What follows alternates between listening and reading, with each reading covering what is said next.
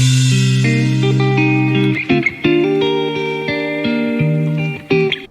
everybody, and welcome back to Thoughts from the Bubble. I'm Kiera. And I'm Michi. And today we're going to talk about Love After Lockup, Life After Lockup, Season 5, Episode 46.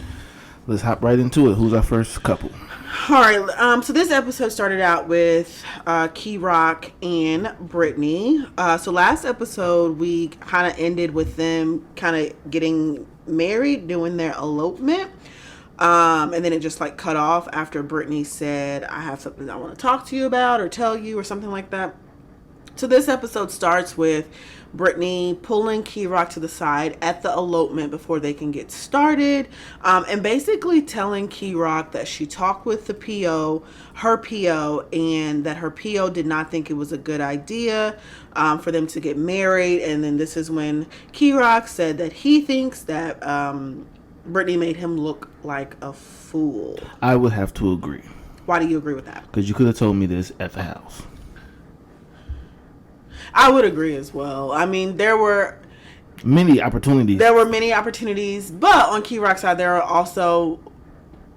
It just didn't feel right. You could tell, like he's not a mind reader. Yeah, but if you know you're a woman, you know something is bothering her. He open your mouth. You're a grown woman. Y'all want to be grown out here. Y'all want to act grown. Open your mouth. You grown enough to do armed robberies. You grown enough to say, look, I don't want to get married. That is true. Before they all got dressed, she got dressed. She put her waste the preacher time. Wedding dress on. She put her makeup, did her hair. Coffee put a skirt on the dog. Yeah. Her dressed in her pink out the house. Yeah. And I'm not sure if you noticed when they was driving back home. By the time they got back home, it was dark. So we don't even know where the fuck how far that drive was. Yeah, at the time. Yeah.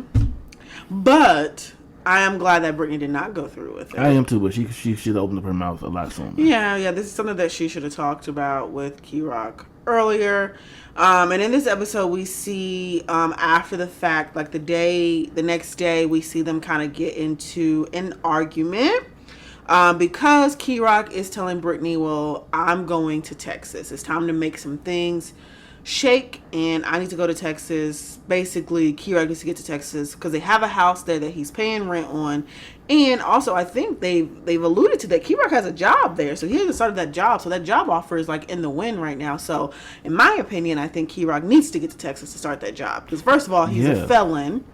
And it's hard for felons to get jobs. It really is. If he has a job that's taking him, he needs to get his butt to Texas. But Brittany does not want him to go. What did you think about that? That Brittany didn't want him to go to Texas? Yes. I feel like in Brittany's eyes, like her whole identity is tied up into Key Rock. And if Key Rock's not there, and she's very clingy with Key Rock. And if Key Rock is not near her, like... her equilibrium is off. We saw that when we first met Brittany and Key Rock, when Key Rock was still incarcerated, how her whole life centered around Key Rock being in jail. The jail calls, her whole day was centered around the jail calls, and I feel like since Key Rock's been out, her whole life is centered around Key Rock. She doesn't work. She spends all of her time with Key Rock. She has no kids. If she does dip off from Key Rock, it's with her best friend. But even that's not too long. But then they talking about Key Rock. Yeah, they talking about Key Rock.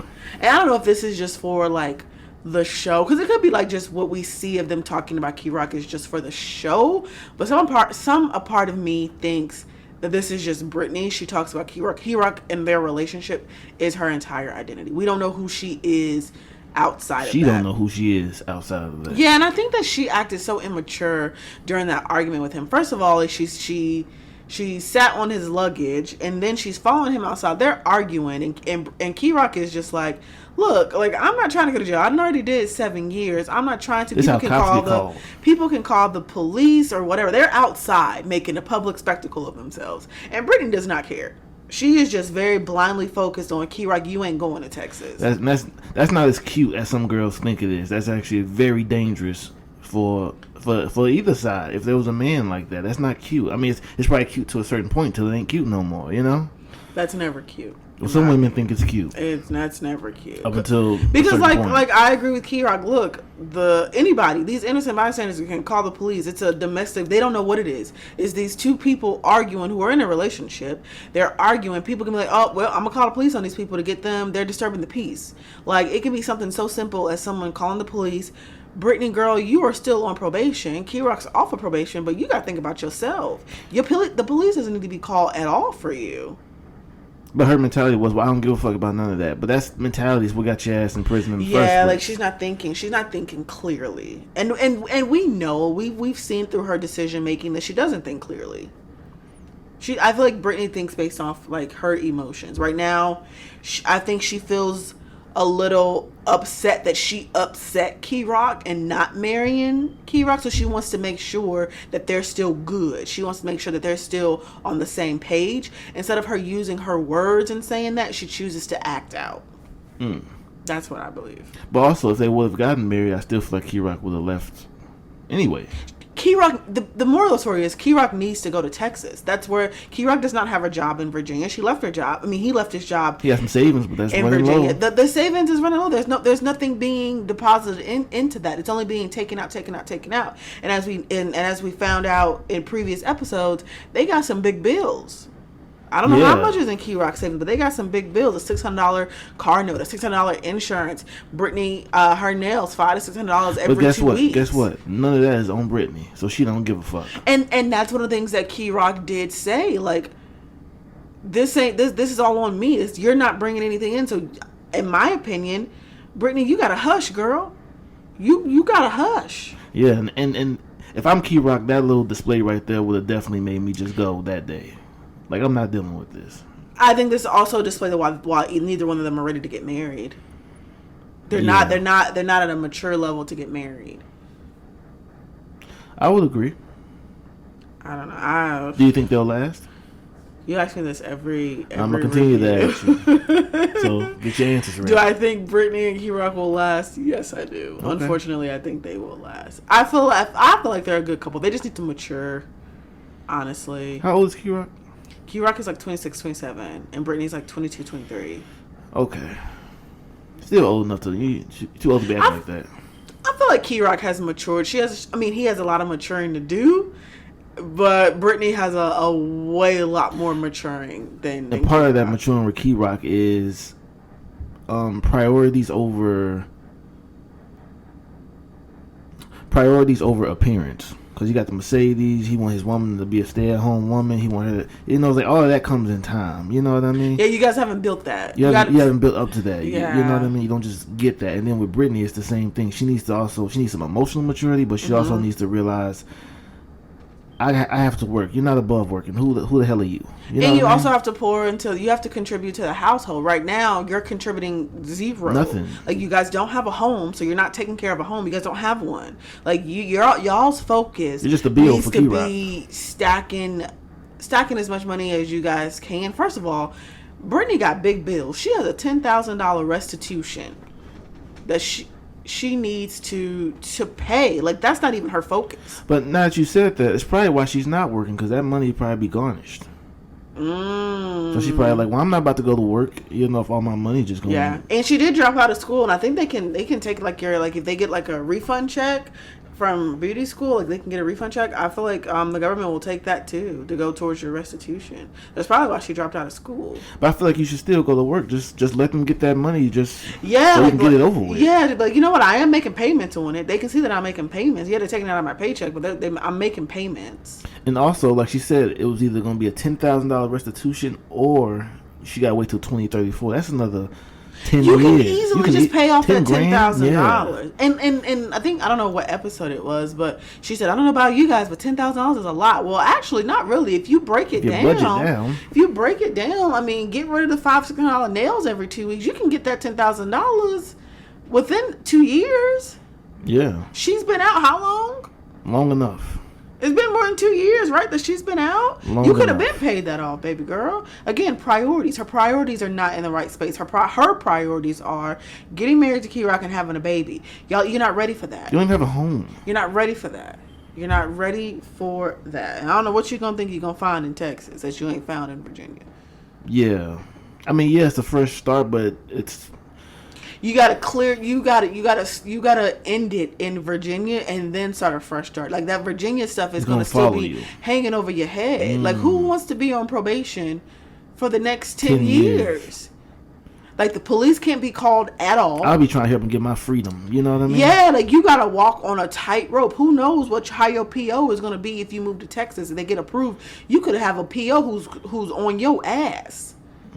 Do you want that? I'd rather just pay the restitution. I want my freedom, so I'm gonna just pay. Yeah, I would just pay whatever I gotta do to get this money up legally. I would pay that restitution. That would be my priority. I can't think about nothing else until I pay this restitution. So no baby, no moving to Texas. I can't do no none of married. that. I can't do none of that until I pay my restitution. Because when you think about it, though, if they were to get married, wouldn't Brittany's restitution be on Key-Rock? Because they're now legally married? The $10,000. Well, I don't know about that. That'd He be didn't do the debt. crime. No, but that's debt in their marriage. That's debt for both of them, right? I don't know. I don't know I how feel like that debt thing restitution works. Yeah, because they do the same thing with like child support.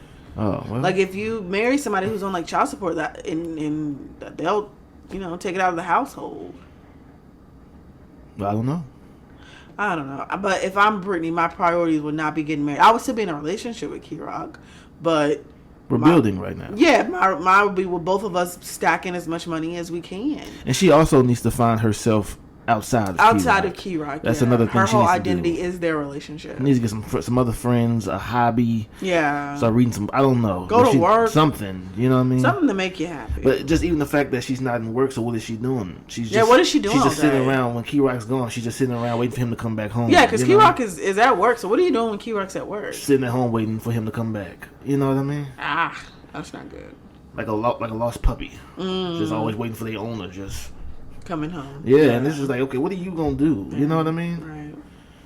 All right, what's next? What are your thoughts on Key-Rock and Brittany? You think they're gonna last? I don't know. I don't know. I think they will. They just need to mature. I mean, they can mature, but still, you gotta think a lifetime is a long time. People change. We're seeing them now as youngsters. We don't know where they're gonna be 10 years from now. Nope. They could be whole different people. Yeah. So I don't know. That's true. All right, moving on to another couple who I had to fast forward. I forgot the part, but I had to fast forward. I could not watch it. Was Daniel and Bianca. So this episode, we find Daniel got a job. He works. Congratulations, Daniel. Yes, whoop whoop. He works part-time at a moving company. And the good thing is the moving company guy that he's worked for actually is a convicted felon as well. And he gave Daniel an opportunity because he was once in Daniel's shoes of getting out of prison and could not find a job. So I feel like that was a good thing of him helping out. But how long has Daniel been out? A couple weeks. So Joey don't got no excuse. But what's Joey's thing? I don't want to get dirty. I don't want to be sweaty. If he just had a job, if he had the mentality of I'm just take whatever job I can get, he would have been had the job. Well, we'll get to them. But anyway, we'll get to them. You're right. But Daniel and Bianca. So this episode, Bianca got on my absolute nerve. First of all, here's my thing. To everybody out there who is dating an inmate, I want you to know what type of man or woman you're going to get.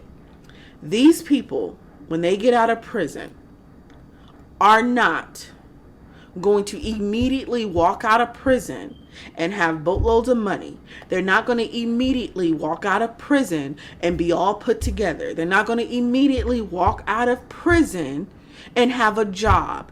It's going to take some time. In this episode, we find that Bianca, in my opinion, is very much annoyed with Daniel. First of all, she wants time to herself to do what? I don't know, because homegirl doesn't work. As we learned previously, I think last season, she got a settlement from being in a car accident when her friend was driving while drunk. So she got a settlement, and she said, in her words, it was a pretty nice settlement. But wait, who'd you get the settlement from? Did you sue your friend? I don't know who she didn't. She just said that she couldn't talk about the settlement, just that it was a nice settlement amount. So I don't know. I don't know who she sued. But she got a settlement, so she is sitting on some money, so she doesn't have to work, which I get for it. now. She doesn't have to work, but we find her this episode taking Daniel to work, and to her it was a big inconvenience of taking this man, first of all, to work, and she wants more time to herself, which we didn't see her doing anything but going to a store and then being at home. But as Daniel's getting off of work, he's calling her to pick him up because first of all, he doesn't have a license, he doesn't have a car, he can't drive. You are his driver. Unfortunately, you're his woman. That's your role, is to pick him up, help this man out. He only been out of jail for a couple weeks. You say you want this to be your husband. But wait. She also she made it a point to point out how inconvenient this was to drive him to and from work. Yeah, it was when she has nothing else going on. But at the same time, she wants to have a baby with this man. She wants to marry this man. But she's mad at him because he hasn't proposed. If you're gonna be this man's wife, I'm sorry. If you're gonna be this man's wife, you gotta help this man out, right? That's a husband and a wife. That's not where I was getting. I was getting to a child. You know how much you have to do for a child? She couldn't even be inconvenienced to just take this man to work, let alone taking a child to doctor's appointments, to school. You're not gonna get no alone time. To helping out with homework. You're not getting no alone time. To just raising the little, you know. You're not getting no alone time. And you can't even do something as simple as just take your supposedly man you want to be your husband to work. He's not going to his friend's house to play video games. He's going to work. Mm-hmm. You know what I mean? What you've been bothering him about since he's got out. He got a job. Now you don't want to take him to work. And we also see when he told her that how much he's making, and then that it is part-time, she was a little upset that it was part-time. Because that's not enough time for her to be by herself. To do what? I don't know. She was just sitting around the house. Here's the thing, though. She wants to be a housewife. What happens when the roles are reversed? When her money's gone, he's the breadwinner. Do you want him to treat you how you're treating him? I don't think she would like that. She wouldn't, but she's enjoying being the person in power. Yeah, basically the person in power. And just shitting on him when she wants to. He needs to lead this woman. That's not a good dynamic. That's not a good partner. No, she's horrible. That's not a good partner. Like, here's my thing. Bianca went seeking a man in prison who had issues with alcohol. She told us that that's what she went seeking. Baby, that's what you found. This comes with that man. I don't understand. I don't like this girl. Let's just move on from her. I hope they don't last. I don't think they're gonna last. I hope we don't see her again. And I'm sick of seeing her. If honestly, if she's on the next season, I'm gonna fast forward straight through her. Yeah, I'm just gonna keep fast forwarding. I'm not even going to entertain this lady. All right, so let's move on because I can't stand them. To another couple, Justine. Oh wait, Daniel's cool. Bianca's trash. Yeah, absolutely. But he's with her, so that makes them trash as a unit. All right. On to Justine and Michael. They give me very much high school vibes because this episode we find them 40. We find them scared to tell his mama that she is pregnant. After he already got a boatload of kids. Y'all already got a bunch of kids. Now you're scared? They reminded me. I used to watch 16 and Pregnant a lot. And how those girls used to be so scared to tell their parents that they're pregnant. Granted, they're 16, or sometimes they were younger. Justine, you 40. Baby girl, you old. You're mature. You are married to your husband. And Michael's daughter was more mature than her. She was like, "No, you're a grown woman. You just tell her. You just tell her." I don't know what, if this lady says, "Oh, you disappointed me." Okay, I'm a grown ass woman. You can't disappoint your parents. At a certain age, you gotta let that go, baby girl. If you were so worried about this lady, how she's gonna react to you wouldn't have got pregnant in the first place. What the fuck you got pregnant for in the first place? So obviously her word don't mean much. No, because we know from previous episodes that Michael and Justine planned this baby, even though doctors told her not to get pregnant, not to do. Her and Michael planned this baby. We know that. So. You're pregnant. This comes with it. You were happy when you find out. Be happy when you tell people. They're scared to tell their parents because their parents are still much taking care of them. Yeah, and they know it's just a bad decision. Yeah. This episode with them, we also find Justine and Michael kind of debriefing with each other after the lawyer debacle, and Michael getting upset with Justine for saying that the kids will go to Kylie, as he should. And I agreed with Michael wholeheartedly because, like he said, you're telling me that these kids are my responsibility. I'm looking at them as my responsibility. But if something happens to you, you're telling me I'm not good enough to take care of them. And that's exactly what she's saying. That is exactly what she's saying. And she's basically just saying, well, yeah, but I'm sorry you feel that way. Yeah. I'm sorry I made you feel that way. Yeah. But my decision is still my decision. Yeah, which I think is very selfish of her. But here's my also thing. You chose to marry this man. Sleep with him. You chose to sleep with this man. Carry his babies. You chose to carry his children. Move his kids into the house. You chose to have him around your kids. He is your husband. This comes with being your husband. If you think he is not ready to take care of your kids in the event that you pass away, because here, take out the pregnancy. Anybody can pass away at any given time. Have y'all not thought about this? If you pass away at any given time, you're telling that man, you're not good enough to take care of my kids in the absence of me. Why the fuck did you marry him then? Then that means he's not good enough to marry. In my eyes. Why did you marry this man? Because literally, Mike's been the same since... He's been consistent. Since she met him. He's been... let's say this. What's shown on the show, because we don't know these people in real life. What's shown on the show, he seems to be consistent. And I think he'll take good care of the kids. I don't know about that. I think he'll try.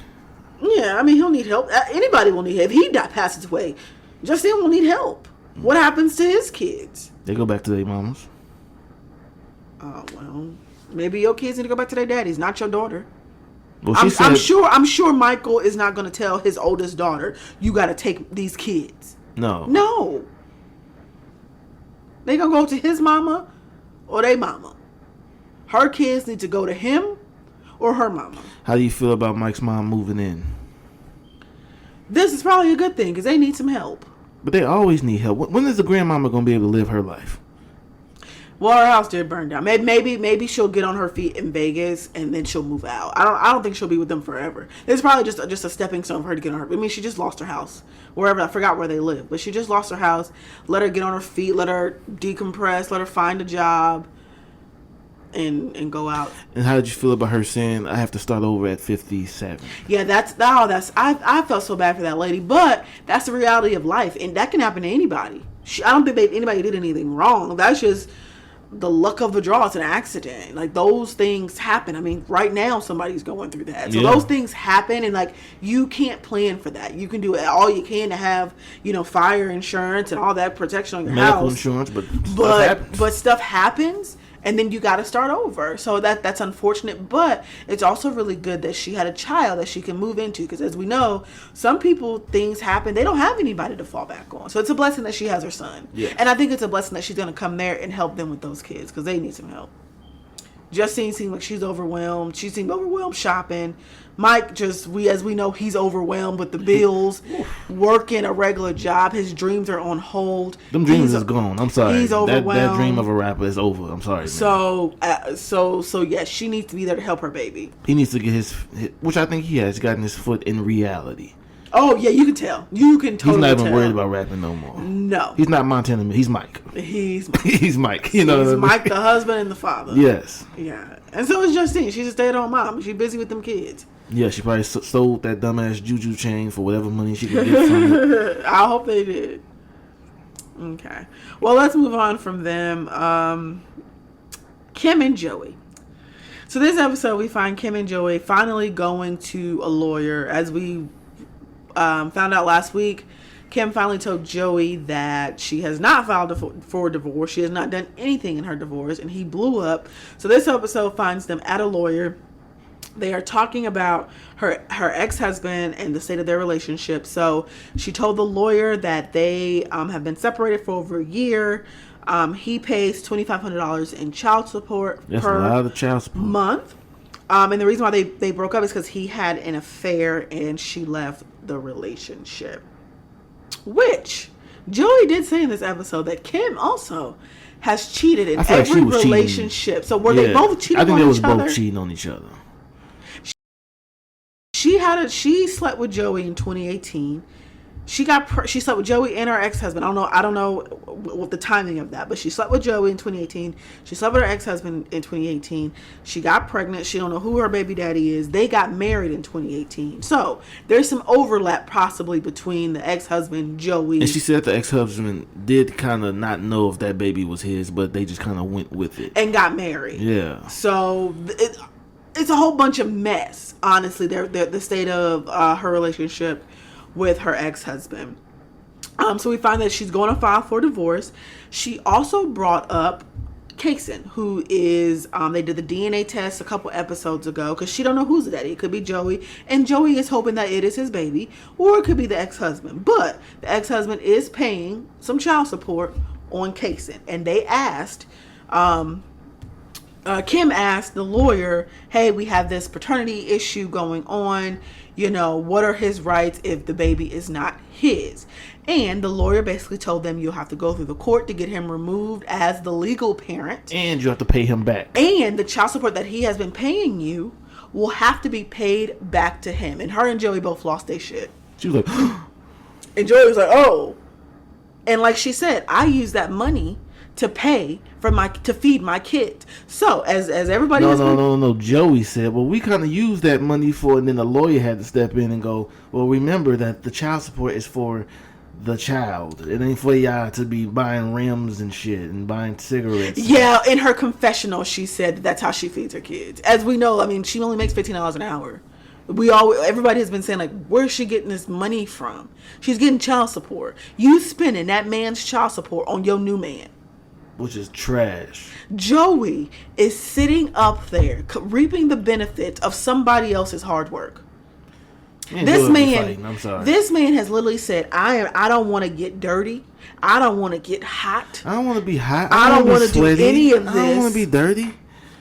But yet and still, you gonna sit in an air conditioned house that some other man is paying for. And Kim going to work. And Kim is going to work. Why are you too if good I'm to work? that ex-husband, I'm filing for custody because y'all clearly can't afford these kids. My kids are not about to be around no felon. No. Hell no. And what Kim kind of situation don't got the money to fight either. No. His money is going towards his lawyer. $2,500 a month. This is because she's only making $15 an hour. And she bought Joey a car. She bought him a cell phone. Some rims. She bought him clothes. Clothes, rims. She gave him an allowance for the fucking tires, and then he went and bought rims because he needed to treat himself. But remember, I was like, she don't seem that upset about him spending $1,200 because that ain't her money. It was probably his money. The ex-husband? Yeah. Or she had it because she knows next month I'm going to get $2,500. Yeah. I'll make it up. Crazy. Y'all are trash, Joey and Kim. Trash. Y'all are trash. And if I'm that ex-husband, y'all ain't... Because the way that she's portraying her ex-husband, like he's some like dirtbag, no, she slime ball. This ex-husband needs to come out and tell his side of the story. Because I don't believe nothing that Kim or Joey is saying. Kim, this is the same girl who cheated with her cousin's boyfriend and then married him years later. And then bringing the cousin around while she's trying on wedding dresses and stuff. While she's still married. I'm still married to him. So why are we? Why are we here? Why are we doing all of this? Oh, and then they brought up the house. If they buy a house, could the ex-husband take some of it? And the lawyer basically said, well, he'll have to jump through hoops, but it'd be better if you end one thing and then start another. They doing too much. She's planning a wedding with Joey. You're having an engagement party, and you still married. What are you doing? You're putting the carriage before the horse. Get a divorce. Date Joey for a while. Why y'all gotta get married so quick? Why? He just got out of jail. This man has not proven himself to be husband material. He can't even provide for you. He is happy being a stay-at-home dad. There's nothing wrong with being a stay-at-home dad. Joey has not earned that. The lady makes $15 an hour. That's not enough to be a stay-at-home anything. Not in America. With 2 kids. No. Because if that man loses his job and the child support goes down, which we have seen that happen before, if he loses his job or his income changes and that money goes down, what happens if he's only paying you $1,000 a month? Y'all can't live. Y'all are basing everything off this child support. What happens when them kids turn 18? Granted, they're young right now, so they got a little while. But what happens when they turn 18? You didn't set your whole life up around this child support. What happens when that gets snatched away? She's not thinking about that. These people don't think at all. No. Trash. And it's crazy how Joey tried to be in some type of moral high ground or some type of, my kid's not going to be walking around, with, and then when he said, oh, well, you have to pay him back, Joey was like, oh. His eyes got big, was like, oh, well, I don't know about all that. And it's just like, well, you can't have it both. You can't try to be a man, but then not want the responsibilities of manhood. And that's what Joey wants. He wants to be a man, but he don't want to provide. He don't want to take care of the kids. He don't want to spend no money, or his own money. Mm-hmm. You know what I mean? He don't want to create a safe environment for Kim. That girl is going through, she looks stressed. He want to live off a woman, but I want to be the man. But you don't. You know what I mean? Yeah, you haven't earned that. No. He has not earned that. And like, Kim, girl, you got sons that will be watching him. This how you want your sons to be? Probably. I hope not. You seem to love this nigga so much. I don't know why. Well, trash. And then we saw them at the end when he said, well, if we got to pay him back, we'll set up a payment plan and pay him $10 a month. Oh, no. Y'all got to pay more than $10 a month. That's up to the courts to decide. Yes, baby. They going to make you pay that $2,500 back a month. He did it. You know what I mean? Trash. On from them to Teenie and Rob. So we find them after their argument of Teenie, Rob throwing in Teenie's face that she has 2 weeks to get a job. That she said she'll find a job in 2 weeks, and then her throwing his tattoo of his ex. Is that his ex-wife or ex-girlfriend? Not sure. Ex something up in his face. And so Teenie did say that was her opportunity to be petty with him. But they did work it out, and he went to go play basketball with his dad. And then he tells his dad that Teenie and his mom got into a fight at the welcome home party. And the dad probably didn't go to the welcome home party because the mama was there. And he said, the daddy did say, Rob's daddy did say that Rob's mom is immature, which we saw that. He said she's too old to be doing this. Yeah, she's immature and she's too old to be acting the way that she's acting. But they played basketball, hung out, and then we see that Teenie actually got a job as a paralegal, which is good. Yeah. Which is good for her, so that she's gonna... she said only 2 weeks. I have a job in 2 weeks. She went and got a job. Well, I think it was longer than 2 weeks. Oh, well, she still got one. She got a job, and she's making some decent money. Now, wait. Now, Rob and Teenie are my favorite couple on this show, but this doesn't make any sense. Rob wanted her to get a job. She got a job. Now he's like, I'm going to knock you up. That doesn't make any sense. Yeah, what are we doing? Backwards. Like, what are we doing? Because if she has the baby, she's not going to want to go right back to work. She's going to want to take some time off to be with her newborn Anybody baby. is. Like, why would you do that? I don't understand that logic. I just think Rob has missed out on so much life. He wants a kid, but... And he's trying to rush. He's rushing. Move. Yeah. And I don't think he's thinking about, 9 months from now. 9 months. Like, she's going to have to work for 9 months. She's going to have to go out, and then is she going to go right back to work? Like, that's going to be another mouth to feed. Yeah, like, is he going to pick up a second job? Then what's the point in her going back to work? Yeah, you might as well just go find a second job. Like, what happened here, Rob? I think he's just so blinded by... But rightfully so. He did spend 16 years That's a long behind time. bars. Behind bars. And like he said, he wants a daughter. He loves Teenie's kids. But wait. Also, just to put it in perspective how long Rob did, what did he say? He said, when I left, my parents were in their 30s? Or was it? He said his dad was in his 30s. When he came home, they was in their 50s. Yeah. So a very long time. So almost 20 years. 20 real life years. Yeah, but he missed out on... Life, things, on everything. On life. So I feel like he's trying to rush, and we see that Teenie is a little hesitant to have a baby because, granted, Teenie were in a relationship. She had kids with these people that she was in relationships with, and they either died or they left her to raise her kids alone. Like she said, that's hard and that's traumatizing. So she does have a little bit of trauma with having a baby, and like Rob said, well, don't put that on me. And she said, I'm not. But these are my life experiences. I'm not going to ignore them. And she's right. I'm not going to ignore that. A man has already told me that he's not going to leave me with a baby and has left me with a baby. I've been left twice with 2 babies. That's traumatic. I'm not doing this a third time. No. She didn't say this, but I would have said, I'm not doing that a third time. Like how Key-Rock said, I'm not going back to jail. That's I'm how, not doing that's that how a Teenie third said time. that about the babies. I'm not doing this again.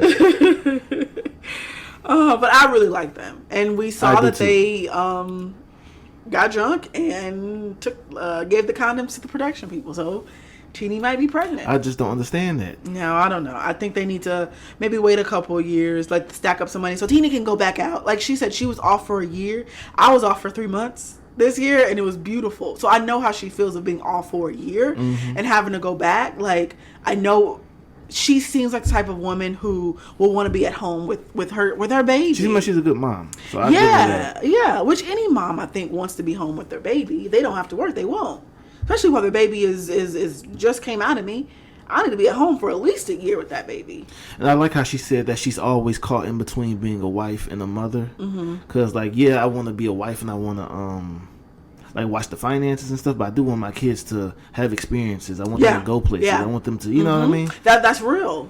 That's so that's like, real. yeah, I know we low on money, but yes, I spent the $20 so my kids can have some fun at the water park. Yeah. God forbid, you know, I'm a horrible person. You know what I mean? Yeah.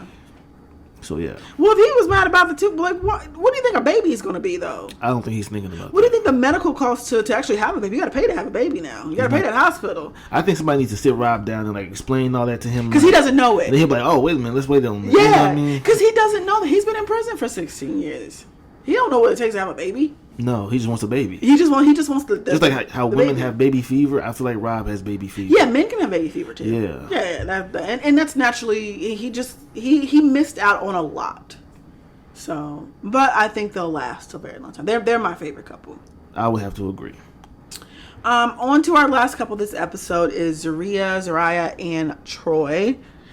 So we find them going to the dispensary, and Troy is a hella excited. Troy was happy. Like he said, he goes, before I went to prison, you would have to call somebody, call the weed man, meet them, get it. Now I just walk in a store and it's in a display case.